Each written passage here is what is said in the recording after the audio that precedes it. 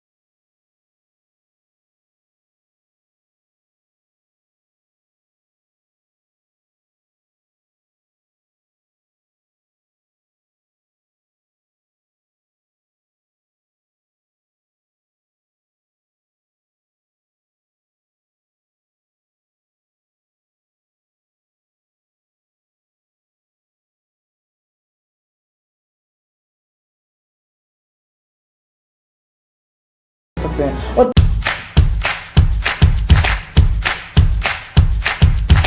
नमस्कार, स्वागत पर हुआ बतकही के पहले एपिसोड में। ये एगो हम शो बनेनी है जहाँ में समाज के हर तबका के लोग के जगह से बुला के कुछ समाज के बारे में, कुछ उनका बारे में और उनका क्या विचार बा समाज के बारे में, ये चीज़ पर बात करल जाए। तो आज हमारे साथे बनी हमारे बहुत अजीज दोस्त अनुपम सिंह तोमर जी। फिलहाल यहाँ के जगह से गवर्नमेंट इंस्टीट्यूट से जगह से पॉलिटेक्निक कर देनी, तो यहाँ के स्टूडेंट लाइफ के का कुछ एक्सपीरियंस रहा बा ऊपर बात करल जाए। समाज में जगह से जौन भी चीज़ हो रहा बा अभी ऊपर में का विचार बा। देखिए ये शो के मुख्य लक्ष्य ये बा कि समाज के हर तबका के लोग कुछ मैंने समाज के मैसेज देवे के चाहेला, वो चीज़ के हमने के जानल जाए। तो चलिए एपिसोड के शुरू करल जाए। तो बहुत बहुत स्वागत पर हुआ।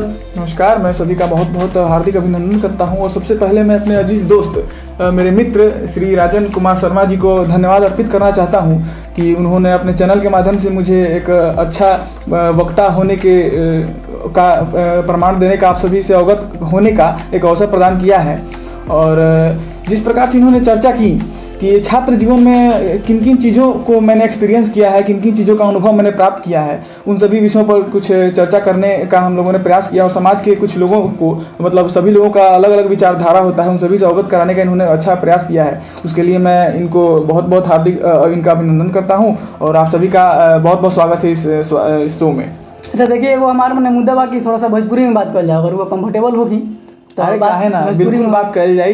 अब हमनी माटी से जुड़ल आदमी बानी तो जरूर अपने भाषा भोजपुरी भाषा, भोजपुरी सभ्यता के कुछ जगह से बात हुई जी। तो सबसे पहले हम जानना चाहें रोड जर्नी अभी तक रुआ का कोई नहीं, अभी क्या कर रहा बनी, ये चीज़ के बारे में कुछ देखल जाओ। जैसा कि जैसन हमनी सब कोनो जानी ला सा भोजपुरी में एक अपने आप में मातृभाषा में बात करे के एक मतलब थोड़ा हम प्रयास करत तानी। ज़्यादातर तो हमनी के रउआ जाना तानी कि का स्थिति रहा है। हमनी जैसे कि इन्होंने बताइनी कि हम लोग गवर्नमेंट पॉलिटेक्निक कॉलेज से इंजीनियरिंग डिप्लोमा कर रहे हैं। तो मैंने 10th किया था 2021 में। उसके बाद मेरे घर में मेरे बड़े मामा जी थे, वो सहकारिता प्रसार पदाधिकारी हैं वर्तमान में। तो उन्होंने कहीं ना कहीं मुझे मतलब इस विषय में अवगत कराया कि क्या स्कोप है फ्यूचर में पॉलिटेक्निक का, या फिर डिप्लोमा का क्या अस्तित्व है, या फिर आगे चलकर भविष्य में क्या क्या हमारा फ्यूचर हो सकता है, या क्या किस किस क्षेत्र में हम लोग इसके माध्यम से जा सकते हैं। तो उन्होंने बताया मुझे, इससे अवगत कराया। तो मैंने फॉर्म उस समय आया हुआ था, BCEC के थ्रू इसका फॉर्म आता है, तो उसका मैंने फॉर्म डाला था और मैंने एग्ज़ाम दिया। उसके बाद मेरा सिलेक्शन हुआ। मैंने फर्स्ट चॉइस ही दिया था Motihari polytechnic college electrical engineering से, तो मेरा सिलेक्शन हुआ फर्स्ट राउंड में ही। अच्छा, हम थोड़ा सा जानना चाहेंगे कि ये जो पॉलिटेक्निक कोर्स है किस तरीके के जो बच्चे हैं उनके लिए परफेक्ट है, क्योंकि हर चीज़ का कोई एडवांटेज होता है, कोई डिसएडवांटेज होता है।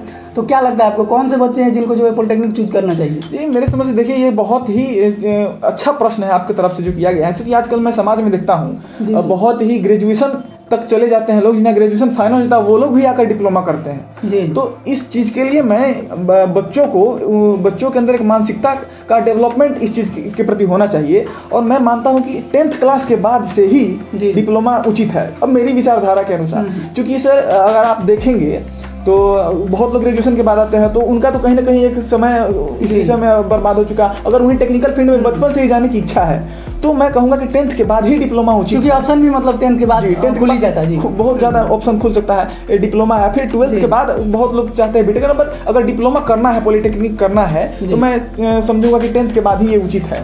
और एक एस्पेक्ट रहता है मतलब इकोनॉमी का भी, जो मतलब मुझे लगता है कि अगर जिन बच्चों के पास में मैंने भोजपुरी में अगर कहीं तो मैंने जान लिखा के घर परिवार से मैंने पैसा के थोड़ा सा तंगी हुआ, वो आदमी जब से पॉलिटेक्निक कर सकता, वजह का बा कि एक बाद अगर चाहता तो एक बाद मैंने जो आगे के पढ़ाई वो कर सकता, ना तो डायरेक्ट जब से कंपनी में काम कर सकता है। बिल्कुल, ये एगो मैंने अवसर मैंने मिल जाला लेकिन जो पॉलिटेक्निक। हाँ, इस विषय में आपने सही बात कही। अब देखिए सर, बहुत सारे स्थितियों में ऐसा देखा गया है कि गवर्नमेंट भी हमें इसके लिए प्रोत्साहित करती है और बहुत सारी प्रोत्साहन राशि भी हमें प्रदान की जाती है। अब कोई छात्र जो है वो गरीब तबके से बिलोंग करता है, यानी कि कोई गरीब घर से बिलोंग करता है, वो आता है, तो उसे सरकार कहीं ना कहीं प्रोत्साहन राशि भी देती है आगे चल के बीटेक भी करने के लिए, यानी ग्रेजुएशन होता है वो करने के लिए। तो कहीं ना कहीं क्षेत्र में अगर कोई गरीब तबका का लड़का है, वो आगे करने के लिए समर्थ नहीं है, तो किसी क्षेत्र में गवर्नमेंट जॉब के लिए भी प्रिपेयर कर सकता है, या फिर प्राइवेट सेक्टर में, या फिर यानी कि प्राइवेट सेक्टर में बहुत सारी अपॉर्चुनिटीज़ हैं, बहुत सारी कंपनीज वगैरह हायर करती हैं। तो ये कहीं ना कहीं बहुत ही अच्छा अवसर होता है 10th के छात्र के लिए। जी।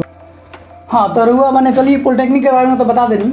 अच्छा, ये जो शो बा थोड़ा सा एक्सपीरियंस के बारे में, बाकी जो अपन अनुभव बा, तो खैर रुआ भी पॉलिटेक्निक में तो अनुभव स्कूल से जुड़ल हुई। जी 10th क्लास के लिखा हुई से चाहे 12th क्लास के लिखा हुई, तो ओपन के कुछ रुआ गाइडेंस दे सकता नहीं, तो कार और अनुभव रहा बा शुरू से लेकर मिडिल स्कूल हो के चाहे हाई स्कूल के रहे ओकर।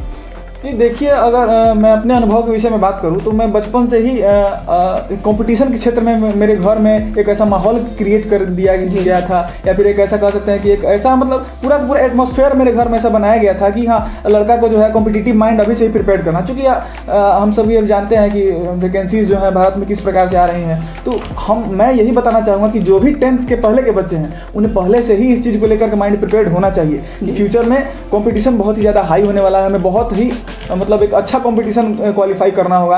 अब अपना जीवन यापन करने के लिए बचपन से ही ये माइंडसेट बच्चों में लगाना होगा, और ये कहीं ना कहीं जिम्मेवारी गार्जियन की है, कहीं ना कहीं जिम्मेवारी पेरेंट्स की है, माता पिता की है बच्चों की, कि वो अपने बच्चों के ऊपर किस प्रकार से अपना प्रभाव डाले कि भविष्य में अपने बच्चों को इस चीज़ से अवगत कराएं कि बेटा भविष्य में कहीं ना कहीं बहुत सारी संभावनाएं हैं, पर उसके लिए तुम्हें बचपन से ही प्रिपेयर्ड होना होगा। मुझे याद है मैं क्लास 5 में था, तो मैं नवोदय का एग्ज़ाम दिया था, तो उसके लिए मैं अभी तो माइंड प्रिपेयर नहीं था, मतलब अचानक से ही फॉर्म आया, मुझे भरवा दिया गया फॉर्म और एग्ज़ाम देने के लिए बोला गया। हालांकि उस समय मेरा 97 मार्क्स था उसमें, बट जानता हूँ कि मैं जनरल कास्ट से बिलोंग करता हूँ, तो थोड़ा उसमें प्रॉब्लम हो सकती है, बट उस चीज़ को मैटर नहीं करता है, ये इस चीज़ को मैटर करता है कि बचपन से ही माइंड डेवलप था कहीं ना कहीं कॉम्पिटिशन को लेकर के। और मैं यही सभी छात्रों से मतलब अपील करना चाहता हूँ, या फिर एक मैं कह सकता हूँ कि उनको निष्कर्ष देना चाहता हूँ, गाइडेंस के रूप में मैं उन्हें यह समझाना चाहता हूँ कि फ्यूचर में बहुत ही ज़्यादा फ्यूचरिस्टिक टेक्नोलॉजी के बारे में भी अगर ध्यान से देखा जाए तो कहीं ना कहीं कॉम्पिटिटिव क्षेत्र बहुत ही ज़्यादा विकसित हो चुका है और बहुत ही ज़्यादा प्रभावशाली है। तो इसके लिए बचपन से ही कहीं ना कहीं माइंड प्रिपेयर्ड होना होगा बच्चों को। जी। अच्छा, हम एक चीज़ जानना चाह रहे हैं, क्योंकि जब हम किसी लाइफ के फेज से गुजरते हैं, किसी इंस्टीट्यूशन से, किसी प्रोसेस से, तो हमारे लिए कुछ उसका शिकायत या फिर कुछ सुझाव होता है, तो आप क्या चाहते हैं कि मिडिल स्कूल में क्या कुछ सुधार होना चाहिए जो आपको लगता है, जो आपने समस्याएं फेस की हो? हाँ, मेरे समस्याओं के आधार पर यदि मैं बताऊँ तो उस दौरान शिक्षकों में थोड़ी कमी मैं अपने तरफ से बता सकता हूँ कि मैंने देखा था कि कहीं ना कहीं उनकी दिनचर्या में भी थोड़ी समस्या थी। उन लोगों ने मतलब एक सीक्वेंशियली मैंने अपने अनुसार अगर मैं बताऊं, मैं अपने अनुभव से, तो उन्हें एक सीक्वेंस के अनुसार यानी एक क्रमबद्ध तरीके से बच्चों का जो है मतलब पठन पाठन का कार्यक्रम सुनिश्चित करना चाहिए, और एक सिलसिलेवार तरीके से कि हाँ बच्चों को भी उस चीज़ में मन लगे, और एक प्रकार से जागरूकता है छात्रों में भी। शिक्षक यदि पहल करेंगे तो बच्चों में भी जागरूकता आएगी, और उस चीज़ को लेकर के बच्चे भी अग्रसरित होंगे कि हाँ हमारे जो टीचर हैं, जो हमारे शिक्षक हैं, वो इस चीज़ को लेकर के कितने जागरूक हैं और कितने सजग हैं। तो इस चीज़ के लिए मैं शिक्षकों का ही एक दायित्व समझता हूँ, और प्रधानाध्यापक का तो प्रमुख दायित्व है, लेकिन शिक्षकों का बहुत महत्वपूर्ण इसके में योगदान है कि बच्चों को किस प्रकार से क्रमबद्ध तरीके से उनका पठन पाठन सुनिश्चित करें। ठीक है। अच्छा, ये बात हो गई सिस्टम की। देखिए, अगर हम बात करें स्पेशली किसी टीचर के बारे में, तो शिक्षकों का जो है ना बहुत ज़्यादा प्रभाव रहता है हमारे जीवन पर। हम जो भी सोचते हैं, जो बोलते हैं, जो करते हैं, उस पर उनका बहुत प्रभाव रहता है। किस तरीके से उन्होंने हमें पढ़ाया है, क्या चीज़ें उन्होंने हमें समझाया है, इस चीज़ का बहुत प्रभाव रहता है। तो कोई खास शिक्षक जिनके बारे में आप बात करना चाहें और उनकी क्या खासियत थी, इस चीज़ के बारे में थोड़ा सा। मुझे आज भी याद है, मैं नाइन्थ की बात कर रहा हूँ। एक सर थे, संजीव सर, तो वो उनका एक चीज़ मुझे बड़ा पसंद था। वो बोलते थे ना कि जब भी कोई चीज़ होता था तो उसमें हमेशा प्रभु श्री राम का नाम लेते थे, और कभी भी शुरुआत करते प्रभु श्री राम के नाम से। तो वो चीज़ मैंने उनमें देखा था, और उन्होंने मुझे इस प्रकार से ग्रामर पढ़ाया था कि उन्होंने बताया था कि बेटा तुम भविष्य में किसी भी क्षेत्र में आप जाओगे ना, तो फिर दोबारा एक बार मेरा नोट्स कंप्लीट कर लेना, देख लेना, फिर पलट करके फिर तुम्हें कोई भी टीचर से फिर एक्स्ट्रा ग्रामर की कोई ज़रूरत नहीं पड़ेगी। उन्होंने बड़ा ही क्रमबद्ध तरीके से मुझे ग्रामर पढ़ाया था। और एक मैथ्स के टीचर थे मेरे, अजीत सर, जिनका मैं नाम लेना चाहता हूँ, उन्होंने इस प्रकार से मतलब मैथ्स पढ़ाया था ना, मैथ्स में मतलब इंटरेस्ट आ गया था ना, मज़ा आने लगा था 10th में पढ़ने में। उस प्रकार से मज़ा ना आज तक कॉलेज लाइफ में भी उसके बाद कोई टीचर मतलब उस प्रकार से क्रमबद्ध तरीके से नहीं, सिलसिलेवार तरीके से पढ़ा पाए हैं। आपने 2 सब्जेक्ट का जिक्र किया, दोनों ही सब्जेक्ट अपने आप में कुछ स्पेशल है, मैथ और इंग्लिश। अच्छा, इंग्लिश के बारे में हम थोड़ा सा बात करना चाहेंगे। इंग्लिश को जो है ना समाज में बहुत ज़्यादा इंपॉर्टेंस दिया जाता है, देना जरूरी भी है मेरे हिसाब से। मतलब अगर हर कोई इंग्लिश में आपसे कम्युनिकेट करना चाहता है, आप कहीं दूसरे देश में जा रहे हैं, कुछ दूसरे राज्य में जा रहे हैं, तो कम्युनिकेशन का एक जरिया इंग्लिश है। तो आपको क्या लगता है इंग्लिश सीखने के लिए बच्चों के पास क्या कुछ सुविधाएं होनी चाहिए, क्या तरीका होना चाहिए? क्योंकि पॉलिटेक्निक या फिर ऐसे अगर कोई टेक्निकल फील्ड में वो आते हैं तो पूरी तरह से उन्हें जो इंग्लिश मीडियम में ढलना होता है। तो क्या कुछ आप सुझाव देना चाहेंगे जो बच्चे अभी 10th में हैं, अभी टेक्निकल फील्ड में नहीं आए हैं, वो क्या कुछ सुधार कर सकते हैं अपने पढ़ाई को लेकर के या फिर स्ट्रेटजी को लेकर के? जी देखिए, इस विषय में तो आपने बहुत ही अच्छा प्रश्न किया, क्योंकि बिहार में कहीं ना कहीं समस्याएं होती हैं छात्रों को, और सबसे बड़ी समस्या होती है इंग्लिश में। तो कहीं ना कहीं बचपन से ही ये कहूँगा, या फिर अगर कोई बच्चे 9th 10th या फिर 11th के छात्र हो चुके हैं, तो कहीं ना कहीं उन्हें इस चीज़ पर ज़्यादा उनको ये चीज़ सुनिश्चित करनी चाहिए कि वो जल्द से जल्द अपने इंग्लिश ग्रामर को कंप्लीट करें और उस चीज़ को मजबूत करें, ताकि उस क्षेत्र में कहीं ना कहीं आगे यदि उन्हें जाना हो। अब जैसे कि टेक्निकल फील्ड है, तो उसमें हर क्षेत्र में कहीं ना कहीं इंग्लिश ग्रामर की आवश्यकता पड़ती है। हर क्षेत्र में अगर आप जाना चाहेंगे, अब जो बिहार से बाहर यदि जाना हो या फिर किसी भी अन्य क्षेत्र में जाना हो, कहीं ना कहीं बहुत महत्वपूर्ण भूमिका में होती है इंग्लिश। तो अपने तो फिलहाल देश में हिंदी को ज़्यादा प्रोत्साहित किया जा रहा है, लेकिन यदि हमें अगर किसी दूसरे राज्य में कार्य करने जाना पड़े या फिर किसी अन्य क्षेत्र में कोई काम हो, तो कहीं ना कहीं हम लोग वहाँ के स्थानीय लोकल लैंग्वेज से तो कम्युनिकेट नहीं कर सकते हैं। तो उसके लिए बहुत महत्वपूर्ण योगदान है इंग्लिश का। तो इंग्लिश पर बचपन, मैं तो कहूँगा सरकार को भी जोर डालना चाहिए, जो शिक्षक हैं उन्हें भी कहीं ना कहीं इस चीज़ को लेकर के अग्रसरित करना चाहिए बच्चों में। मतलब बचपन से ही इंग्लिश और ग्रामर का अच्छा नॉलेज हो बच्चों में, ये चीज़ सुनिश्चित करना चाहिए शिक्षकों को, ताकि भविष्य में उन्हें किसी भी क्षेत्र में जाने में कोई समस्या ना हो। नहीं, मतलब जहाँ तक बात इंग्लिश और हिंदी की है, मेरी ये भावना है कि जो मूल शिक्षा है, मतलब प्राइमरी तक का जो शिक्षा है उसको मातृभाषा में सिखाइए, अभी हिंदी में सिखाइए। लेकिन जब बच्चे थोड़े से बड़े होते हैं, अगले क्लास में जाते हैं, तो उस टाइम तक जो है इंग्लिश का नॉलेज बहुत ज़रूरी है। क्योंकि आप ज़रूर कह सकते हैं भाई हिंदी हमारी मातृभाषा है, तो उसके हिसाब से बहुत ज़्यादा रिस्पेक्ट है, उसके लिए कोई दिक्कत नहीं है। लेकिन अगर आप कोई टेक्निकल फील्ड में जाते हैं या फिर ज़्यादा अगर स्टडी मटेरियल हम देखें, जैसे मैं इंटर में आया तो इंग्लिश मीडियम मैंने स्विच कर लिया है ना, तो उसके पीछे वजह यह था कि आप चाहे लेक्चर देखिए चाहे बुक देखिए, वो सारी चीज़ें जो है ज़्यादा से ज़्यादा इंग्लिश मीडियम में उपलब्ध है। तो ज़रूरी है उस चीज़ को सीखने की, आप ऐसे ही अवहेलना नहीं कर सकते हैं, किसी चीज़ को सीखना बहुत ही बढ़िया चीज़ है। अच्छा, इसके साथ में हम बात करना चाहें, हम लोग अभी मोतिहारी में हैं, पूर्वी चंपारण की धरती पे हैं, तो मोतिहारी के क्या योगदान है बच्चों के जीवन में? क्योंकि हम लोग गाँव से आकर के जो है मोतिहारी में आके पढ़ते हैं, कुछ हमें जो है गाँव से बेहतर सुविधाएँ मिलती है, बेहतर शिक्षक मिलते हैं, तो इस पर आप क्या कहना चाहते हैं? देखिए, स्थानीय छात्रों के लिए तो कहीं ना कहीं एक बहुत ही महत्वपूर्ण भूमिका महत्वपूर्ण भूमिका निर्वहन करता है मोतिहारी, क्योंकि ये एक धीरे धीरे एजुकेशन का हब होते जा रहा है। यहाँ शिक्षक मतलब बहुत ही योग्य शिक्षक भी हैं, तो उनका बहुत महत्वपूर्ण योगदान रहा है, और छात्रों के लिए तो ये कहीं ना कहीं एक प्रकार से वरदान साबित हो रहा है, क्योंकि मोतिहारी में इतने अच्छे योग्य शिक्षक हो चुके हैं, और धीरे धीरे मतलब एजुकेशन का हब होते जा रहा है। आसपास के क्षेत्र में जितने भी मैं बच्चों को देखता हूँ, कहीं ना कहीं उनके पास जो है बड़े बड़े शहरों में, पटना और अन्य जगह जाने की तुलना में वो मोतिहारी में उन्हें अच्छा खासा एजुकेशन और शिक्षा का व्यवस्था प्रदान किया जा रहा है। तो कहीं ना कहीं बहुत ही महत्वपूर्ण भूमिका निर्वहन करता है मोतिहारी आसपास के स्थानीय छात्रों के लिए। जी, अफोर्डेबल एक हो जाता है, मतलब बच्चों के लिए कि जिनके पास पैसा कम भी है, वो भी आकर जो है एक शहरी, मतलब क्या कहते हैं, एक वातावरण में जो है एक एनवायरनमेंट मिलता है छात्रों को। जी। अच्छा, हाल ही में कुछ राजनीतिक जो चीज़ें हैं बहुत ज़्यादा हो रही हैं, तो मैं खैर राजनीति पर विचार नहीं करना चाहूँगा, बस इतना जानना चाहूँगा कि लोग कहते हैं कि छात्रों को जो है राजनीति में नहीं आना चाहिए, राजनीति बहुत गंदी चीज़ है, या फिर ऐसी चीज़ें जो कह के कि राजनीति से दूर रहना चाहिए, इस पर आपका क्या विचार है? देखिए, मैं तो यही कहूँगा कि हमारा भारत जो है, हमारा देश जो है एक लोकतंत्र है, और इतना बड़ा लिखित संविधान हमारे देश का है। तो मैं तो यही कहूँ कि हमारे यहाँ के जो छात्र हैं कहीं ना कहीं राजनीति में उनकी बहुत महत्वपूर्ण भूमिका है, क्योंकि हमारे देश के भविष्य हमारे यहाँ के छात्र ही हैं। और उन्हें यदि इस देश की राजनीति के विषय में, इस देश के कल्चर के विषय में और इस देश की अर्थव्यवस्था और इस देश का जो क्या का आधारभूत संरचना है उसके विषय में यदि जानकारी नहीं होगी तो फिर हम लोग किस प्रकार से एक विकसित भारत की कल्पना कर सकते हैं। तो ये कहीं ना कहीं बहुत ही मैटर करता है हमारे छात्रों को। हर क्षेत्र में यदि अगर राजनीति का क्षेत्र है उन्हें प्रॉपर उस चीज़ का नॉलेज होना चाहिए, क्योंकि यदि उन्हें राजनीति की नॉलेज होगी, राजनीति की जानकारी होगी, भविष्य में वो अपना भविष्य निर्धारित कर सकते हैं, देश का भविष्य निर्धारित कर सकते हैं। और किस प्रकार से देश में किस प्रकार से उनके साथ व्यवहार किया जा रहा है, उनकी समाज में क्या स्थिति है, इसका संपूर्ण अध्ययन यदि करें तो कहीं ना कहीं राजनीति से ही संभव हो सकता है। तो ये कहना मेरे समझ से अनुचित है। लोगों का ये एक मानसिकता, एक माइंडसेट हो चुका है कि छात्रों को राजनीति में नहीं आना चाहिए, लेकिन कहीं ना कहीं एक बहुत ही महत्वपूर्ण भूमिका निर्वहन करता है भारत की राजनीति छात्रों के उत्थान में, भविष्य और भारत के भविष्य निर्माण में।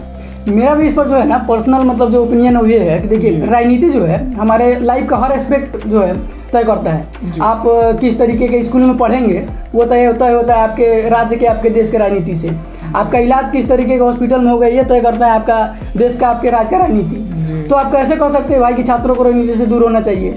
उन्हें उस चीज़ को समझने की ज़रूरत है, उसमें आने की ज़रूरत है। भाई जो समाज का सबसे शिक्षित वर्ग है वही जो अगर राजनीति से दूर रहेगा फिर राजनीति सुधरने का कोई चांस ही नहीं है। इस देश की कल्पना ही नहीं की जा सकती है ना, मतलब एक विकसित देश की कल्पना की ही नहीं जा सकती है विकसित भारत की। क्योंकि छात्र जो है जो पढ़े लिखे हैं, कहीं ना कहीं मैं ये मानता हूँ कि जो कम पढ़े लिखे हैं उनके तुलना में जो छात्र जो शिक्षित हैं वो कहीं ना कहीं इस चीज़ को बेहतर समझ पाएंगे, इस भारत की राजनीति को बेहतर समझ पाएंगे और देश में किन किन चीज़ों पर विकास होने की आवश्यकता है उस चीज़ को वो ज़्यादा गंभीरतापूर्वक ले सकते हैं। उनका तरीका क्या हो सकता है वो भी कुछ बेहतर, क्योंकि वो अपने तरफ से इंप्लीमेंट करेंगे, उनको उस चीज़ का प्रॉपर नॉलेज होगा। तो चलिए अभी तक तो जब से शिक्षा वगैरह के बात होगा, अब चूँकि ये मैंने पॉडकास्ट के मुख्य उद्देश्य बा कि मैंने भोजपुरी में या भोजपुरी समाज के लोग के जगह से कुछ बढ़िया कंटेंट उपलब्ध करावल जाओ, कैसे कि बहुत ज़्यादा अश्लीलता में फैल गल बा। तो हम यही बात पर थोड़ा सा जानने की कोशिश करते हैं कि भोजपुरी में जौन अश्लीलता बा, जौन बबुआ ना खाली ईरान चलता वो चीज़ पर हुआ का सोचता नहीं या का विचार बा? देखिए मैं तो कहना चाहूँगा कि किसी भी देश की या फिर किसी भी राज्य की जो है अभिकल्पना हम लोग कर सकते हैं वहाँ के क्षेत्रीय लोकगीतों से। तो जैसा कि मैंने 10th में ही पढ़ा था कि लोकगीत और जो संगीत होते हैं घर में उनका क्या महत्वपूर्ण योगदान होता है। तो जिस प्रकार से आपने बात की, चर्चा की, अश्लीलता की जो बात की आपने, तो कहीं ना कहीं समाज का एक भद्दा मजाक है, समाज के प्रति एक भद्दा मजाक है। और जिस प्रकार से जातिवाद को लाया जाता है गानों में, गानों के माध्यम से अपने आप को बड़ा साबित कहीं ना कहीं किया जाता है। जो भी कास्ट के या फिर जो भी जाति के लोग हैं अपने आप को ऊंचा दिखाने का प्रयास करते हैं गानों के माध्यम से। तो कहीं ना कहीं उस चीज़ों में जो है थोड़ी पूरी तरह से उस पर मैं कहूँगा कि कमी आनी चाहिए, पूरी तरह से बंद होनी चाहिए। क्योंकि कहीं ना कहीं इस देश को यदि विकसित करना है, इस देश के ऊपर यदि अभिकल्पना करना है तो जाति से हमें उठकर करना होगा। तो कहीं ना कहीं ये उससे संभव नहीं है। अश्लीलता हर तरीके से ख़त्म करनी चाहिए इस देश में। अश्लीलता का कोई प्रमाण नहीं है, अश्लीलता का कोई भविष्य नहीं है। तो उस अश्लीलता पूरी तरह से नष्ट होनी चाहिए गानों से। एगो और ही समस्या जानता नहीं अपने भोजपुरी इंडस्ट्री में ये बा जी कि जे इनमें खराब करता मैंने अश्लील गीत गाता ओकरे बाद वो आवतर लो जस्टिफाई करे कि ना भाई हम सही करता नहीं, समझता नहीं गायकार लो आवतर लो कि सुने वाला तो ये सुना था तो हम क्या करी ना अश्लीलते गाए। अच्छा कुछ गायकर लोग के बारे में जाना कहतर लो कि ना हमार बढ़िया हम गई नहीं तो लोग ना सुन लो, हम खराब गई तो हमारा सुन लो। तो हम कहे चाहते वो लोग से तनी सोहर गवाई, तनी कीर्तन गवाई, वो लोग के गाया होता है फगुआ वाला जो गीत होता है वो गवा के तनी देखी। जैसे मान ली भोजपुरी के गायकर बनी मैथिली ठाकुर, वहाँ के कितना मैंने फैंडम बा, फेसबुक पर वहाँ के 9 मिलियन के लगभग शायद फॉलोअर बा, उतना बॉलीवुड एक्टर लोग नहीं के। आ फिर ये लोग आके कहतर लोग भाई हम अश्लील गई नहीं तब सुनलक लोग। रुआ सही गावल उड़ावक चाहिए और सही से पहले गावक चाहिए, बात बाकी ना। मैं कहीं ना कहीं ये कहूँगा कि समाज के लोगों को भी उस प्रकार के गायकों को प्रोत्साहित करना चाहिए जो देश को और अपने लोकगीतों को प्रोत्साहित करते हो और उस चीज़ को बढ़ाने का प्रयास, जिस प्रकार से आपने मैथिली ठाकुर का जिक्र किया। तो मैं ये कहूँगा कि आखिर उनके पास 9 मिलियन आपने जैसा कि बताया फॉलोअर है, कहीं ना कहीं समाज में ऐसे भी लोग हैं अभी वर्तमान में जो उन सभी गानों को सुनना चाहते हैं। तो इसका अर्थ ये नहीं हुआ कि पूरी तरह से आप अश्लीलता में उतर जाएंगे और जाकर के हमेशा इस जगह इस प्रकार से बयान देंगे कि हाँ लोग अश्लीलता ही सुनना चाहते हैं तो मैं अश्लीलता गा रहा हूँ। ये बेतुकी सी बात है, मैं जाहिर सी बात करूँगी, ये बेतुकी सी बात है। एगो और चीज़ बा मतलब जैसे भोजपुरी का हमने बात करते हैं जरूर कहनी है कि लोग अभी भी बात बढ़िया चीज़ बने देखे के सुनने के चाहता, तो वही एगो फेसबुक पर पेज बा आखर करके, ठीक बा, मैं भोजपुरी के कविता भी आवल जा रुआ अभी जान तक खाली भोजपुरी में गीत आवता, वो गीत कैसे आवता वो देखते बानी खाली कि भोजपुरी में फिल्म आवता, लेकिन लोग कविता भी लिखता, उनमें कुछ रचना करता, भोजपुरी में दोहा तक लिखल गल बा, लेकिन वो चीज़ करे हुआ मैंने समझे के कोशिश करी, जाने की कोशिश करी, तब जगह से भोजपुरी समाज अपन जगह से बढ़ी। खैर हमने के बात कही के मैंने आखिरी पड़ाव में आगल बनी सन। जी तो एगो और जौन एकर चीज़ बा कि समाज के लेकर उर का विचार बा, समाज के कुछ कार्य और संदेश बा भोजपुरी से रिलेटेड, चाहे मानी देश के विकास से रिलेटेड, वो चीज़ पर थोड़ा सा बात करूँ। जी देखिए, जैसा कि मैं समाज की आपने बात की, तो मैं बिहार में कहीं ना कहीं सबसे यही अभिवादन करना चाहता हूँ, मैं सभी लोगों से यही आग्रह करना चाहता हूँ कि इस बार आप लोकसभा के चुनाव में वोट दें तो इस बार जाति से उठकर वोट दें। मैं ये नहीं कहता हूँ कि किसी पर्टिकुलर पार्टी को आप वोट दें, बट आप इस बार यही सोचकर वोट दें कि मुझे अपने बच्चों का भविष्य चाहिए बिहार में। क्योंकि आप लोग जिस प्रकार से देख रहे हैं बिहार में नए नए रोजगार नहीं हो पा रहे हैं या फिर नए नए इंडस्ट्रीज़ नहीं आ रही हैं और बिहार भारत के अन्य राज्यों में इतना विकास हो रहा है, तो मैं इस बार जनता से यही आग्रह करना चाहता हूं कि इस बार जाति से उठ करके और अपने बच्चों का और अपना भविष्य देख करके वोट दें। और ये किसी पर्टिकुलर पार्टी के विषय में मैं नहीं कहूँगा कि आप उसी पार्टी को वोट दें, बट आपको जैसा लगे कि हाँ ये पार्टी मेरे लिए कुछ कर सकती है भविष्य में, वैसा आप लोग पार्टी को वोट दें। और अश्लीलता जिस प्रकार से अपने गानों की भी चर्चा की और उसमें भी कमी होनी चाहिए, मतलब पूरी तरह से नष्ट ही हो जानी चाहिए। और एक स्वच्छ समाज का निर्माण यदि करना है तो हम लोग इस प्रकार के गानों से तो बिल्कुल इसकी कल्पना नहीं कर सकते हैं। तो यही मैं आग्रह करना चाहूँगा जनता से कि साफ देखें, स्वच्छ देखें और अच्छे लोगों को ही सपोर्ट करें और प्रोत्साहित करें। जी सर, वो चुनाव के बात करनी है तो हमारा एक बात याद आयल को। जी जी हमारे वो विचार बा कि देखिए चुनाव में कौना पार्टी के वोट देता नहीं, इससे ज़्यादा जरूरी बा कि रुआ मुद्दा का बा, कौना मुद्दा पर माने रुआ वोट देता नहीं। जैसे हम एगो बुक पढ़ते नहीं, नाम बा रुकतापुर, वो लेखक का कहे चाहता रहा कि समस्या बा जौन बा वो गंभीर बा, मतलब समाज में बहुत सारा गंभीर समस्या बा, लेकिन मुद्दा नहीं के बन पाओ चुनाव के। कबो हमारा ना दिखल कि मैंने बिहार में का कहल नौकरी के ऊपर जब से वो मुद्दा पर जब से चुनाव कुछ अलग समीकरण पर होके लगेला, तो ये चीज़ के लेके जब से विचार होके चाहिए। खैर वो खतरा एगो चुनावी यात्रा भी हमारे शुरू होके वाला बा कुछ दिन में। तो ये हमने के पॉडकास्ट के आखिरी पड़ाव में हमने आगल बनी सन। ये पॉडकास्ट कैसे लागल वो जरूर बताएं। इस चैनल को सब्सक्राइब करिए अगर भोजपुरी में कुछ ऐसा कंटेंट देखे के चाहतनी, आई कंटेंट के प्रोत्साहित करे के चाहतनी। अनुपम जी के आवे खतरा बहुत बहुत धन्यवाद बा, प्रणाम। देखिए, मैं इस चीज़ के लिए मैं राजन जी का बहुत ही हार्दिक अभिवादन करना चाहता हूँ। इन्होंने इतना अच्छा मुहिम चलाया है अपने चैनल के माध्यम से जनता को प्रोत्साहित करने का और क्षेत्रीय लोगों को खास करके ज़्यादा प्रोत्साहित करने का इन्होंने अथक प्रयास किया है। उसके लिए कहीं ना कहीं इनके इस परिश्रम के लिए, ये काबिल तारीफ परिश्रम की, इसके लिए मैं बहुत इनका हार्दिक अभिनंदन करना चाहता हूँ। और जितना ज़्यादा से ज़्यादा हो सके आप लोग इन्हें सपोर्ट करें। और चूँकि ये देखिए, मैं ये कहूँगा कि समाज के प्रति, समाज को जागरूक करने के प्रति इन्होंने कदम उठाया है, तो कहीं ना कहीं समाज की ये जिम्मेवारी होती है, समाज की भूमिका है कि किस प्रकार से इन्हें आगे ले जाने का काम वो करेगी, ताकि कहीं ना कहीं उनके फ्यूचर के लिए और उनके भविष्य के लिए ही इन्होंने मुद्दा उठाया है और इन्होंने सवाल करना शुरू किया है। तो कहीं ना कहीं मैं इनके लिए इनको हार्दिक अभिनंदन करना चाहता हूँ और बहुत अच्छा इन्होंने प्रयास किया है।